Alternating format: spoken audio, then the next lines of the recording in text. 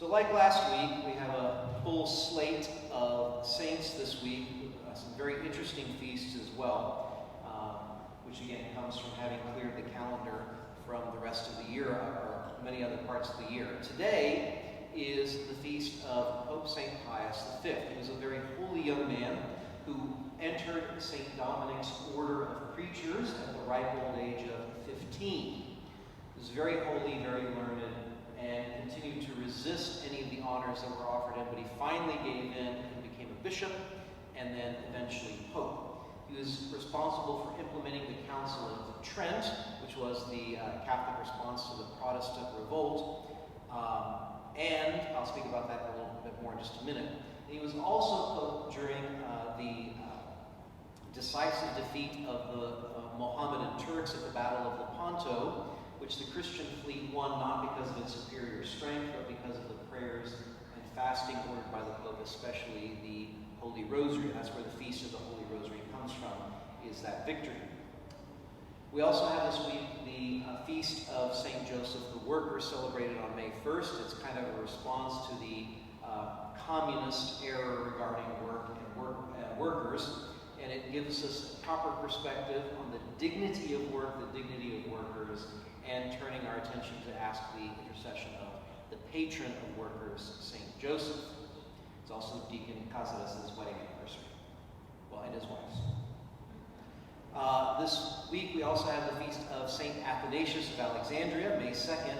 He was persecuted mercilessly by the Arians. Again, we need to know our church history. The Arian heresy was the one which denied the divinity of Christ, which means they weren't really Christian, but it was very widespread.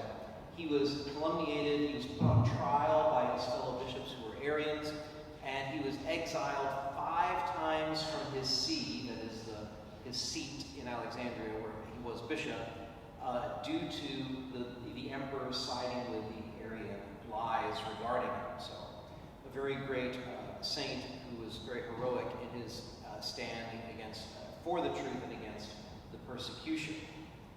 Saints Philip and James the Less, the apostles, are celebrated on the 3rd, and traditionally the 3rd is also the feast of the finding of the Holy Cross. I know, even though we don't hear about it in the modern church, many of you remember the story of St. Helena, who found the true cross. It was in the year of our Lord 326. The cross had been lost after our Lord's crucifixion, but she made a pilgrimage to Jerusalem and found the true cross.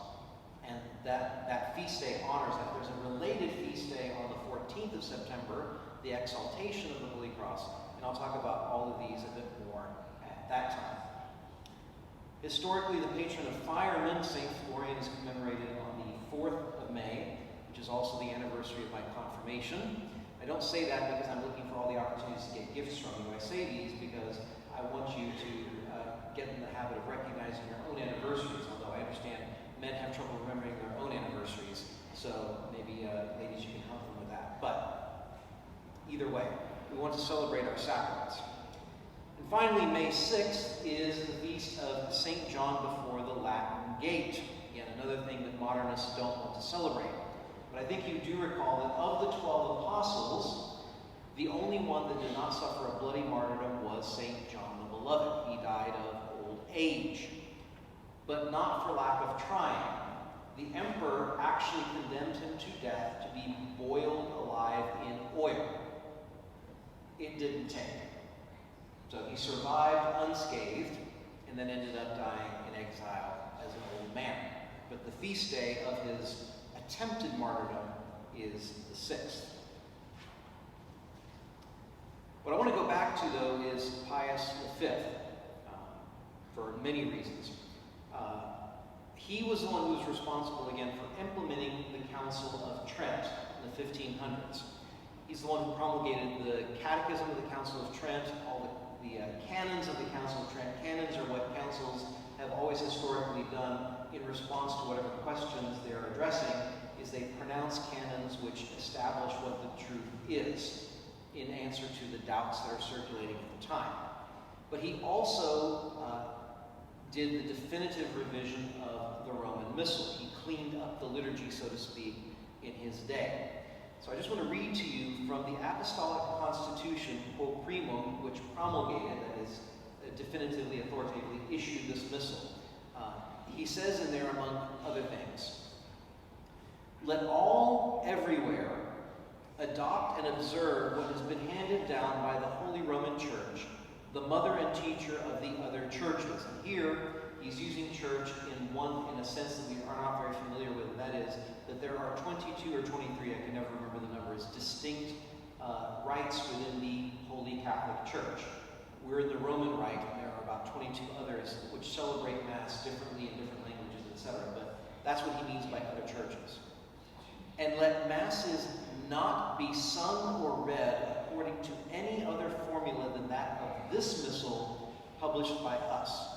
This ordinance applies henceforth, now and forever, throughout all the provinces of the Christian world, to all patriarchs, cathedral churches, etc., etc., etc., and of churches or chapels without a specific congregation, etc., etc., etc."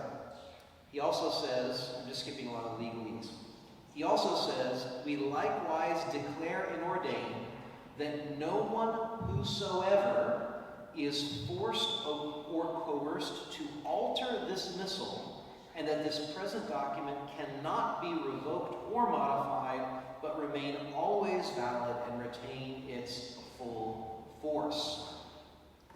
Now, for everyone who has any sense of the liturgical differences that go on in the church and the different forms of the Mass, and I mean specifically the traditional Latin Rite and the modern Latin Rite, you are probably asking yourself right now, well then what happened, in light of what I just read, at Vatican II? And you know what? That's a really, really good question,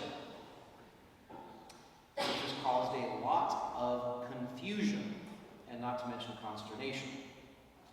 To understand what happened in the 1960s, you need to consider a few factors. One of the primary ones being what is called ressourcement, French word which in practice is translated returning to the sources. In more common parlance, it's doing things the way that the first Christians did.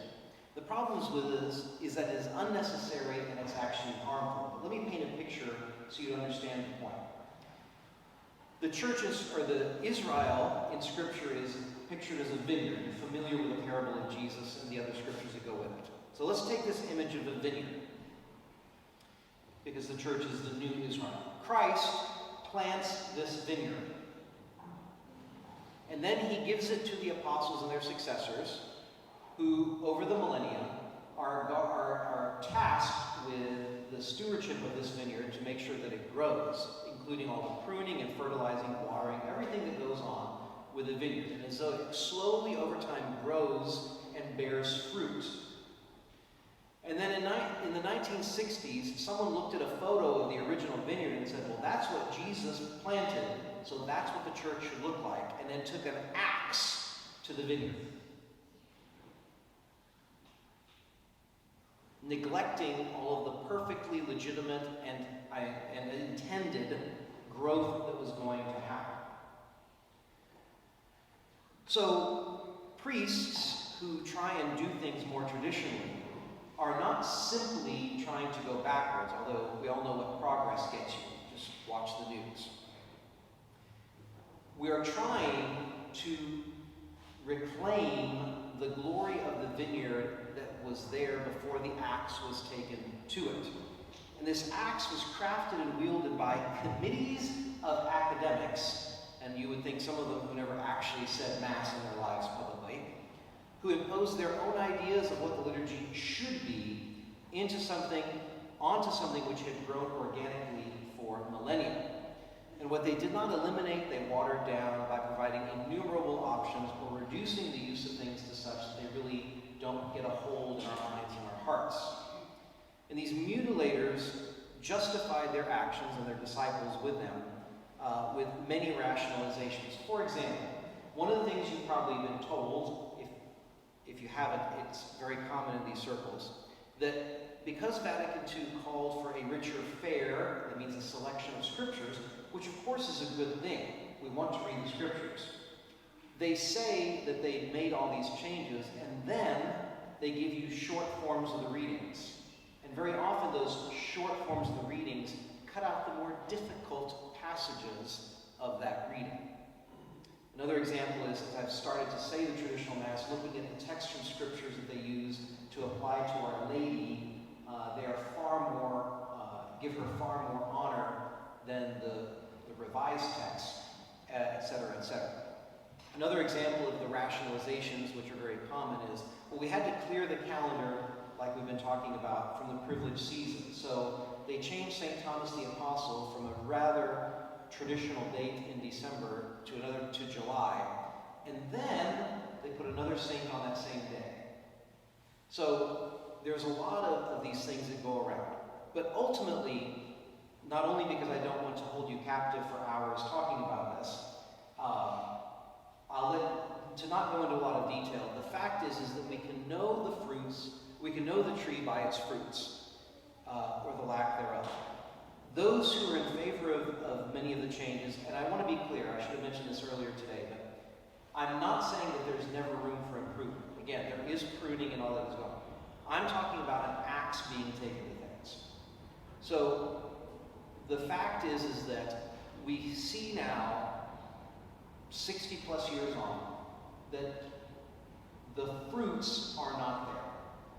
There are people that point to individual circumstances or statistics, and we all know how reliable statistics are, that points to improvements. And again, there's always a need for improvement, and I don't have a problem with everything. For example, no problem reading the readings in the vernacular in a traditional Mass. That's not a problem. But the fact is that the axe chopped away so many things, and we see in the church today the staggering numbers, the drop in priestly vocations. How many of you have had to sit through sermons which you didn't understand a single word because we had to import priests? Not that there's anything wrong with that, except for the fact that they don't speak English properly, among many other things, right? Thank God we have a lot of homegrown vocations right now, and they're being trained in English and Spanish, and it's going to be very good. But for right now, the fact is that our vocations crisis in the church that's just one symptom of it. The lack of religious vocations, men and women, the closing of churches all over the country, left and right. How many generations have stopped practicing the faith, etc., etc. All of this is because of all these things that happened in the church and in the world at that time. I'm not just blaming the change in the liturgy, but there is something to be said for that. Now, I just want to end with a couple of specifics so that I'm not just rambling about the past like a curmudgeon. Okay? I was asked recently why I prefer the traditional rites. Well, the first thing I want to say is it's not a matter of preference. I may have that preference, but it's not a matter of preference. I do as a priest what I think is best. And the reason for the choice is because it is more Catholic and therefore more Christian. The fact is that we have lost many things in the church. Maybe not you individually, but as a church we have. And I'll give you a number of simple examples here. We'll start with Our Lady. The destroyers of the liturgy would certainly not have gotten away with taking away Our Lady from the liturgy, naturally. But they can do great damage in other ways by, for example, changing or removing prayers in her honor in the liturgy, removing many of her feast days, especially those that honor her more than others, etc. But, as I like to say, the church since the 1960s has been like an embarrassed teenager with their mother, and we need to get over that because we should never be afraid of honoring Mary too much. You cannot honor her more than the Blessed Trinity does. Again, I speak about Our Lady all the time, so I'm just going to leave it right there. From the point of view of spiritual combat, obviously, the rite of exorcism still works. That's the revised rite of exorcism is fine, it works. But in many of the other rites and prayers, we see a definitive lack of acceptance of the reality of evil, personal evil, and the existence of the devil. And I won't speak for all of you, but I know enough of you to know that we know we're engaged in a spiritual combat, that it is not easy to be a Christian, and that we know we have a spiritual enemy.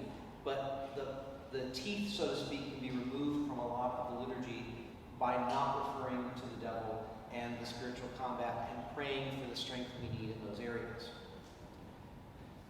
Praying for the dead. Again, a lot of this is things which I've spoken about, but to make the point is we know that the best thing that we can do for our beloved dead is not the flowers, not the pictures, not the memorials, although those are all good for our sake. But the best thing we can do for our beloved dead is to offer the holy sacrifice of the Mass and prayers for them. You can say a funeral Mass or Masses for the dead, given the option of the Missal, without ever asking God to have mercy on the dead, which is exactly the sole purpose of offering Mass for them. You can make prayer choices which never ask for that. Now, obviously, thank God they are in there, and so those are the ones I always choose. But you could do it. If you pray the Office of the Dead from the Breviary, from the Liturgy of the Hours, not once in the Office for the Dead does it actually ask God to have mercy on the dead in the modern Breviary. So, again, something we need to retain because it is true, good, and loving. One of the things which I also find between the two Masses is throughout the traditional liturgy, you have more times when your body posture and the words that you are praying express your sinfulness and unworthiness. I don't mean that in a psychologically damaging way, but in the fact that when we first approach God, we must do so in humility and recognizing our need for mercy.